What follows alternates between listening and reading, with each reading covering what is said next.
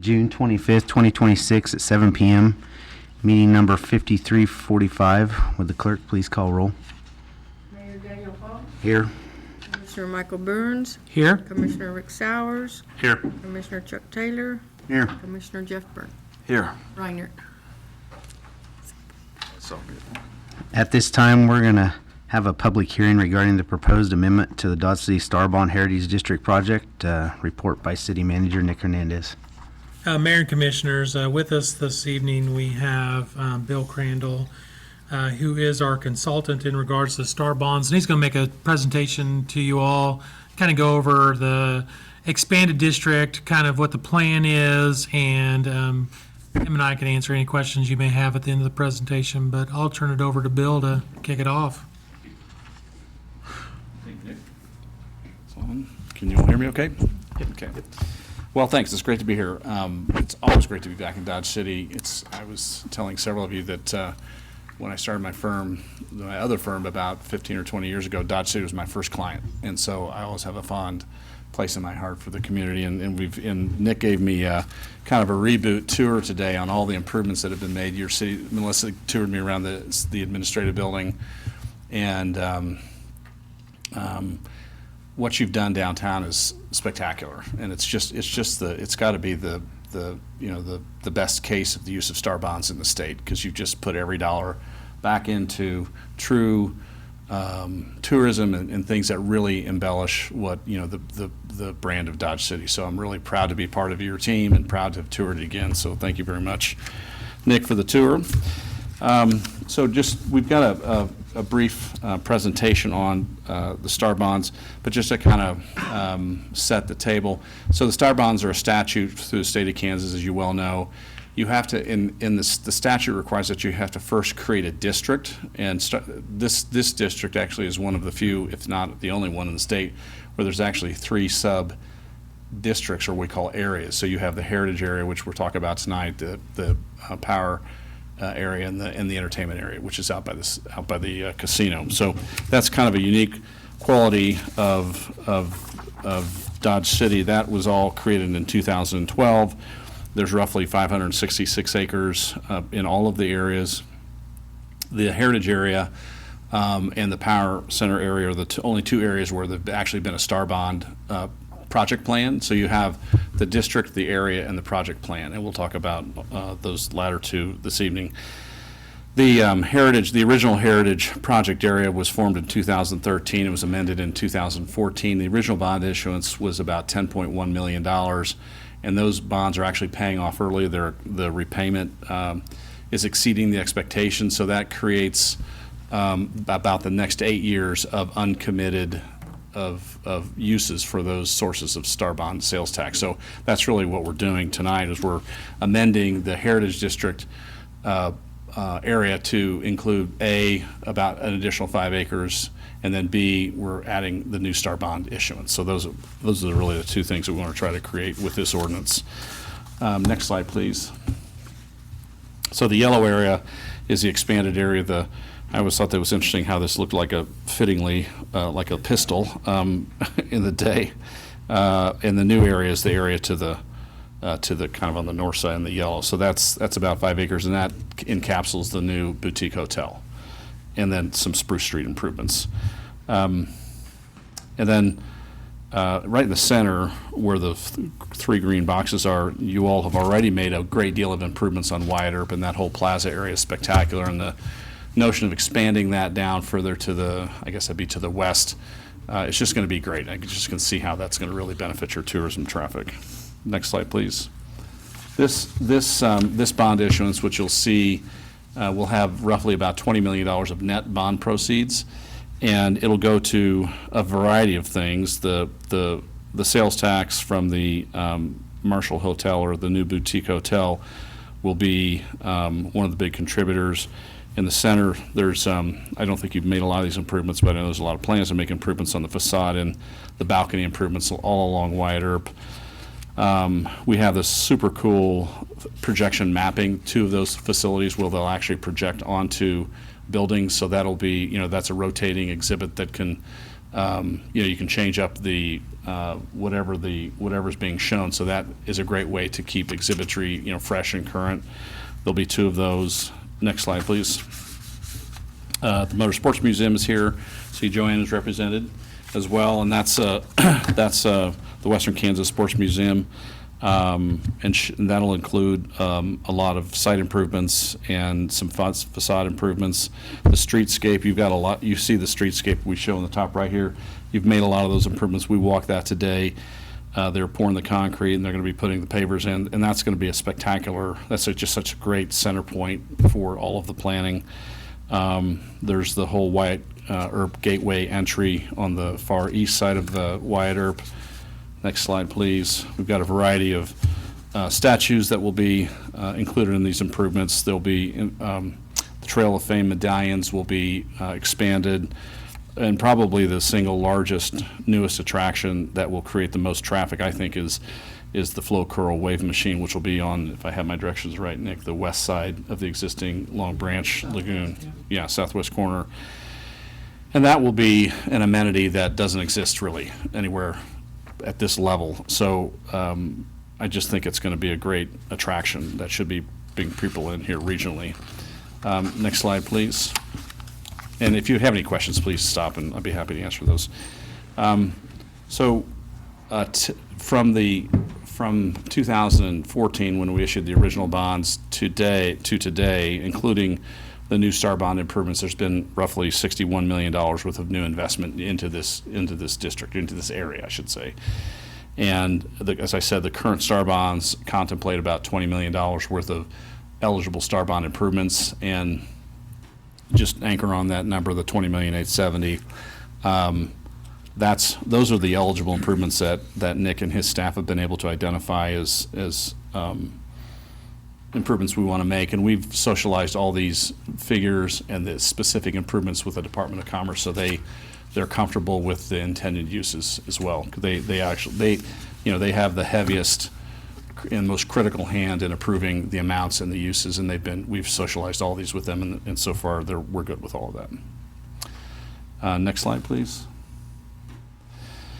So, as I said, the STAR bond statute requires the project or the district, which we formed, 14 or 15 years ago. We formed the areas. We're amending the area, but every time you want to actually issue a set of STAR bonds, you have to do what they call a project plan. And the project plan is a summary of all of the underpinnings of the economics, the feasibility of the project, and one of the consultants that the Department of Commerce uses is a company called Canyon, and Canyon does this feasibility. It's really kind of a revenue study where they look at the existing revenues that are coming into the city right now and have been coming in, and then all the new projected revenues and all the incremental increases to the existing revenues as a result of some of these new amenities that we're improving. So Canyon did this report, and then on top of that, the city has engaged Stinson to actually to produce the project plan. So the Canyon report's an independent report prepared by the Department of Commerce. They give that to us. We review it, and they're really trying to independently determine the value of the existing sales tax stream, which is roughly $2.2 million a year, and they allow for certain levels of increase to that, and then the new increment from the expanded area, they'll calculate that as well. The existing sales tax generates about almost $19 million in gross sales tax proceeds, and the new sales tax generates about $5 million in new sales tax proceeds. But importantly, this bond issuance is a little bit different because we have a 1.0 debt service coverage, where normally it's like a 1.4 debt service coverage. And the reason why we're able to do that is because within the existing sales tax, those are all sales tax that exist, and you've had those sales tax for the last 12 or 14 years. And so with the cities agreed to have an annual appropriation, which basically means in the event those sales tax shouldn't be insufficient to fund the debt service on that portion of the bonds, the city's general fund would fund that. But they would do that the following year. But the sales tax, these sales tax have been very certain for the last 12 or 14 years. And so as a result of that annual appropriation, your coverage ratio is 1.0, meaning you get basically dollar for dollar. There are some costs of issuance and other things which you'd have either way, but if you had the 1.4 coverage, you probably would only get, 60 cents on the dollar. So it's a super robust way to do it. And I think, with your vote tonight, hoping the commission feels like that coverage, the lack of coverage, annual appropriation is worth it because you're getting a substantially higher amount of STAR bonds. And this is only for the first, or the final 8 years in that Yeah. original district, so it's not like it's going out a 20-year period. It's only the 8 years. And the reason why staff's comfortable with this because we have proven sales tax revenue numbers. We know what they've been for the last 12 years. We don't anticipate any major, huge surprises. And so that's why it really just affects the original district. With the new sales tax increment, that's why that 1.4 debt service coverage ratio is there and exists, because there's a lot of unknowns. We don't know what the hotel is going to generate. It's not a proven entity, and so that coverage ratio is just really protection for us. The other option that we actually looked at too was a pay-go financing, which was basically we could issue, it was almost up to $30 million, I believe, in debt. Yeah. But what we would have to do is we would pay for it, and then the state would just send us 100% of the revenue that was generated in the district, and they just send it back to us directly. We didn't feel like that was probably the best interest overall. But when we were first looking at it, the coverage ratio was like 1.15 to 1.2 on the existing district, but we were able to get it down to that 1, which then generated about $4 or $5 million of additional revenue is what it ended up doing for us. Because that debt service coverage ratio in that original one was just so, Well, you'd be roughly 40% less. So, that's, it was around 14 yeah, million, 13 gross to 14. proceeds. Yeah, probably on net present value is probably $4 or $5 million. Yeah. Pretty significant. So we were pretty comfortable. The pay-as-go was an option too, but it was just one of those things that we would have to take on the projects and issue our own debt basically, and then we just reimburse ourselves as we do the projects. And we just didn't feel like that was probably the best approach. Yeah. I think this is a good solution because it gets you, you've earned the right to have that lower coverage, and it's a pretty certain sales tax stream. So I was happy the state was willing to do that with us as well. And the Department of Commerce has been a great partner. I think of all of the STAR bond projects in the state, has to be one of the greatest success stories. And I think the Commerce sees that, Lieutenant Governor sees that, and staff of the Commerce Department sees that. So I guess I'd point out too so the Canyon report, we just trued these up to be the same number, but the Canyon report actually projected about $21.5 million of net bond proceeds. We only had $20.8 million worth of uses, so basically they're right on top of each other. So the independent consultant said, we think you have about $21 million of net bond proceeds. They independently determined that. We came up with $20.8 million worth of STAR bond uses. So the sources and the uses match. And that was, we had to work with them on that, but that was comfortable for us. Next slide, please. So the third element of these STAR bond projects is the project plan. The state has a statutory requirement that that you have to prepare these project plans to get the authority to actually issue the actual STAR bonds. And I'm sure you've had Todd present multiple times here, but Todd LaSalle is the lawyer with Stinson that we've been working with very closely, in addition to Garth Herman at Gilmore Bell in Wichita. And the project plan's a written document. They summarize, as I said, they take into consideration the Canyon report. They summarize the past history of all the STAR bonds and lots of other, the physical location, all of the STAR bonds. So it's a legal document, but it's a project plan that's required by the state. Importantly, it requires 2/3 of the majority of the commission to approve the ordinance tonight. And you're just approving the STAR bond project plan. You're not approving the bonds. So the bonds will come back to the city And again, the bonds really have two streams of income. It's the existing sales tax and this new sales tax. And that will be a separate ordinance coming back to the city. I don't know when we're going to do that, probably sometime in the next 30, 45 days, I Yeah, I would believe think. next 30 days. So I think the nuance on these star bonds are the 1.0 coverage and the annual appropriation for the next 8 years. And that's probably, the most important thing that I would leave you with. I think in conclusion, I don't really have a slide on it, but we're also working with the developer on the entertainment project out by the casino. They shared a site plan with us yesterday that looked good. They have they're asking for a KDOT access, which I don't know if we can provide to them or not, but we'll try to help them.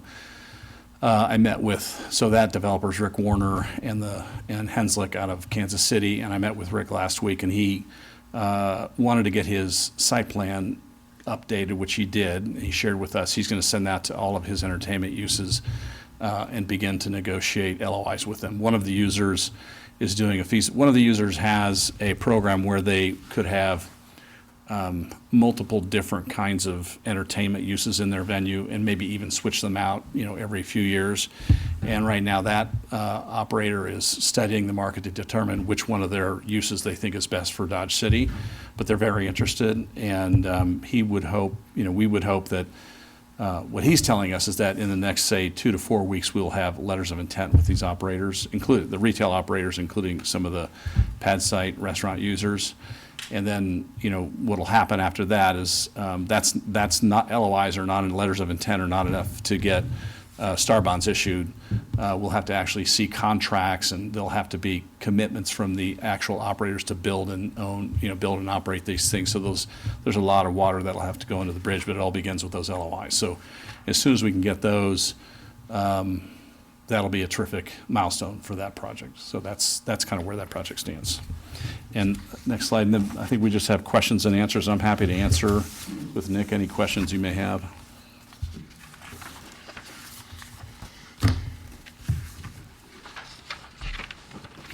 Are there any questions for Nick or Bill?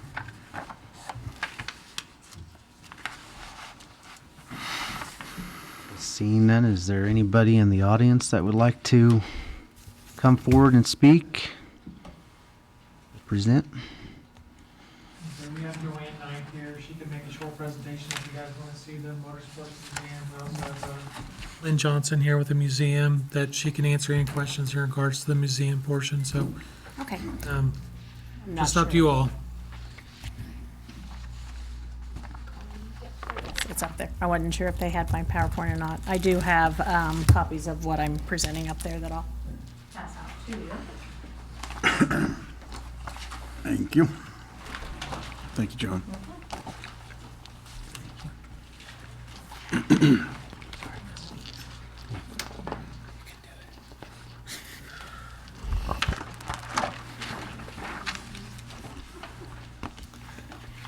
To start off with, thank you very much for the opportunity for participating in this with the group of investors that are wanting to put in this Motorsports Museum. And so we do have several of our board members in the audience, and Van and Gemmel from Ponca City, Oklahoma, Roger Burnett from here in Dodge City, Mike Osh from Hodgman County, and also Lynn Johnson from Boot Hill Museum, and Nikki May are all on the board.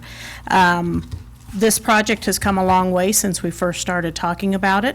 We were successful in raising enough funds to purchase the Stanton Wholesale Electric building, which is directly across the street.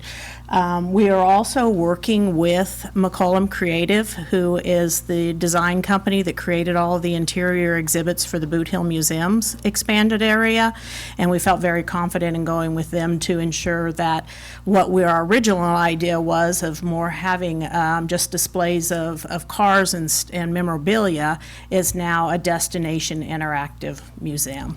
And so the packet that I've given you, we have some concepts from a couple different contractors and concepts from McCollum Creative. And so this is actually our fundraising packet.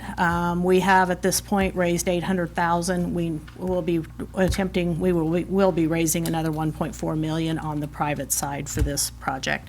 Next slide. And basically, this is just why the history in Dodge City of motorsports is incredibly rich. And Roger has done an incredible job of preserving that history in some of the cars and automobiles.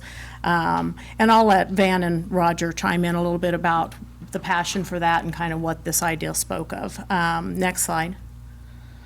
Why this matters. It's definitely a tourism driver. We feel like with the history of the motorsports, the location is incredibly important, key, that we can pull in about 35,000 visitors a year to that museum through different rallies and entertainment and events and just the museum concepts that we're putting in there will drive people to it. And so next slide.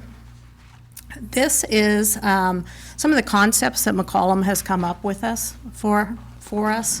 It'll have a 4D theater as kind of the feature exhibit, but the next page will show you some of how the bubble map actually comes together with 12 different exhibit areas, and we will be working on some of our sponsorship for long-term funding to be naming rights on some of those exhibits. And so the next page kind of outlines those different exhibits and key focuses that we'll have. So we'll have an entryway, feature car of the month. It'll take you through the gift shop to start, similar to how Boot Hill is structured.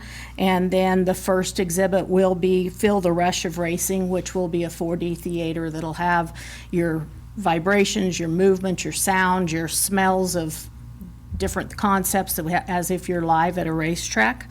And then there's also things about the history of it and then the future of it and safety, and there'll be a working shop in the project where we can do STEM classes and different classes and examples of racing stuff. And then there'll be a simulator room, and we were talking about doing simulator leagues and things like that to keep people coming back all the time. And then a lot of it on the people and personalities of racing. And then the conference area on the south side of the building will be where the collections are kept and rotated out, but we can also use that for conference and space for different parties or business conferences and things like that. So we're real excited about how this is coming together, and are really appreciative that you guys have, that you're looking to include us in the Starbond project, because it definitely takes this project into a whole new level for the community and region. So I'd like to have Van and Roger come up if they want to add anything to or comments. All right. Well, I just want to say thank you to start with for all the support that you all have gathered behind and has helped us turn this in from just being a collection of old cars, which is cool, to a real destination coming to Dodge City. I mean, we're going to have simulators in it so that every individual that goes through the museum will have a chance to get in a simulator and actually feel the rush of what happens inside a race car or on a motorcycle or whatever. We want to turn this into a real fun thing. My goal is way beyond what is seen on the surface. I think everything that ever amounted to anything started with some crazy idea from some goofy guy like me. But I believe we can honestly change the direction of motorsports to an upgrading system instead of a diminishing system by simply starting something here in Dodge City with this, putting individuals in an opportunity to have just a touch of the experience of racing. There's going to be a lot of grandparents with grandkids, and I say to start with, what does grandpas say to grandkids? Okay, we can try that. And if you can put them in that experience, it's going to create a desire. It also will be an opportunity to show the safety things that has been brought along in racing. And racing is not the dangerous thing. It's something that really, it isn't if you use common sense. I'm standing here after 50 years of driving one of them, so, but any rate, so it's, to me, it's a bigger picture. Dodge City can be the beginning of something. If we can create that in Dodge, every other town with racetrack interest ought to set up and pay attention, take note of what's happening here if we can create an interest. And I'm not just talking about in kids driving or whatever. I'm talking about as they develop, myself going around talking with businesses about getting involved in this. It's been amazing how many people either knew me from the racetrack, and in all honesty, every time I got to who I needed to talk to, every one of them said, well, Van, we watched you at the racetrack, or I cut their hair while I was going to college here. It's amazing what happens if you just start something. And I think you guys have put it behind us to where we can truly build something that is significant, not only for Dodge City, but for the racing motorsports industry. Again, thank you very much for all that you've done. Roger? Gosh, Van, that doesn't sound like anything about what we talked about a couple of years ago in my garage. Kind of grown. Yeah, we wanted a shed to put our old junk in, and it's kind of snowballed beyond our wildest dreams. So we really appreciate being part of the downtown renovations, and pretty excited and a little bit scared too. It's going to be a challenge, to make everything work. So anyway, thanks a lot for everything you've done for us.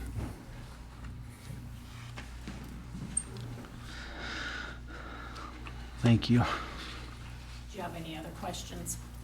Any questions for Joanne? Will the museum just be open, or will there be a fee to get in, I guess? We'll have memberships and different fees to get in. A lot of sponsorship opportunities, as I mentioned earlier, kind of naming rights and stuff like that to make sure that it is managed and operated as a professional museum with a manager and a curator, hoping to really host a lot of events and stuff there as well.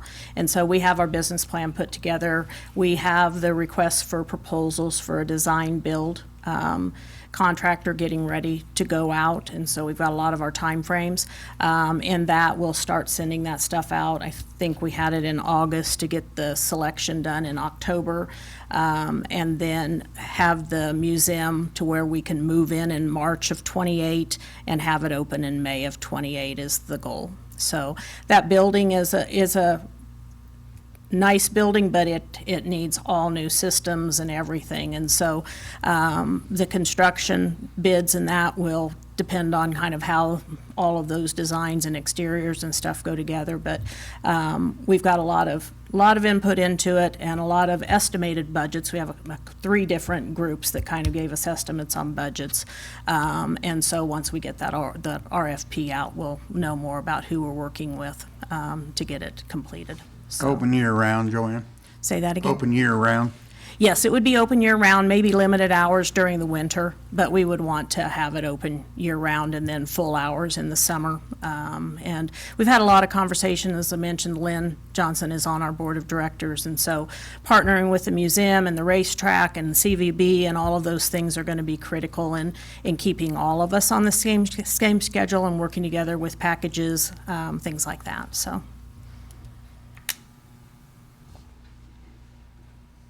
Thank you, Joanne. Thank you.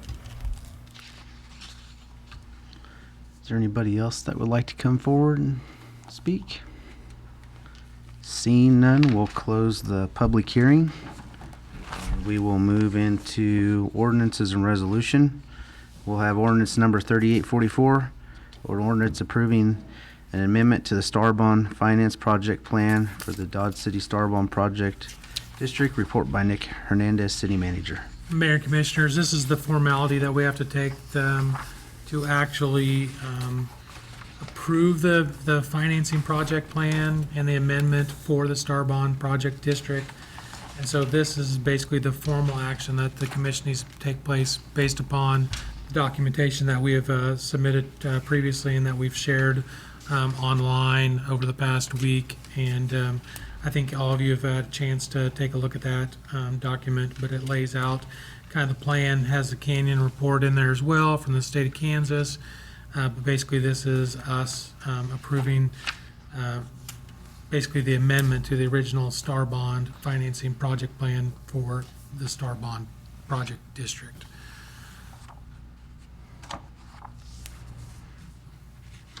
Your Honor, I'd make a motion to approve ordinance number 3844, an ordinance approving an amendment to the Star Bond financing project plan for the Dodge City Star Bond project district. Second.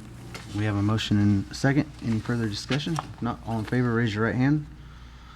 Those opposed, same sign. Motion carries 5-0. At this time, I will seek a motion for adjournment. So move. Second. All in favor, say raise your right hand. Opposed, same sign. Motion carries 5-0.